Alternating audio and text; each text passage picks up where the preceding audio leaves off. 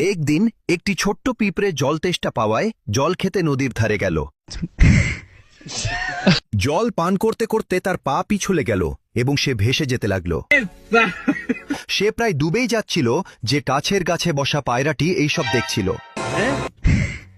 পায়রাটির পিঁপড়েটির উপর দয়া হল, সে গাছ থেকে একটি পাতা ছিঁড়ে নদীতে ফেলে দিল। পিঁপড়েটি সেই পাতার উপর চড়ে বসল এবং নিরাপদে তীরে পৌঁছে গেল। সে পায়রাটিকে ধন্যবাদ জানাল। কিছুদিন পর একজন শিকারী জঙ্গলে এলো। সে সেই পায়রার উপর জাল ফেলার চেষ্টা করল।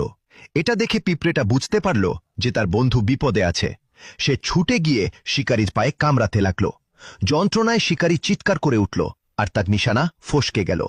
পায়রাটা উড়ে গেল আর বেঁচে গেল। নীতি শিক্ষা: ভালো কাজ কখনো বৃথা যায় না। একটি ভালো কাজ সব সময় ফিরে আসে।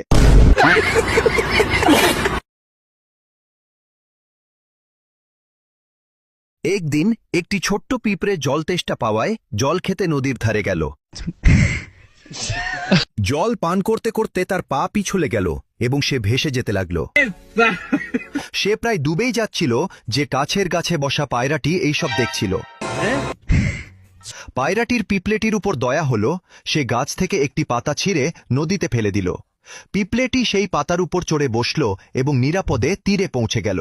সে পায়রাটিকে ধন্যবাদ জানাল। কিছুদিন পর একজন শিকারী জঙ্গলে এলো। সে সেই পায়রার উপর জাল ফেলার চেষ্টা করল। এটা দেখে পিঁপড়েটা বুঝতে পারল যে তার বন্ধু বিপদে আছে। সে ছুটে গিয়ে শিকারীর পায়ে কামড়াতে লাগল। যন্ত্রণায় শিকারী চিৎকার করে উঠল আর তার নিশানা ফসকে গেল। পায়রাটা উড়ে গেল আর বেঁচে গেল।